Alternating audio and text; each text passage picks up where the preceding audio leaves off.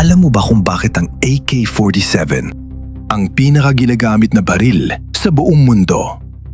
Hindi ito dahil ito ang pinaka-advanced, kundi dahil ito ang pinaka-maasahan. Ginawa ito noong 1947 ng Soviet engineer na si Mikhail Kalashnikov. At mula noon, hindi na ito nawala sa mga digmaan. Bakit? Dahil kahit marumi, kahit mabasa, kahit mapabayaan, gagana pa rin ito. Habang ang ibang baril ay nagja-jam, ang AK-47 tuloy lang. Simple din itong gamitin. Hindi mo kailangan ng matinding training. At higit sa lahat, madaling i-maintain at hindi magastos. Kaya kumalat ito sa buong mundo. Mula sa mga sundalo hanggang sa mga rebelde.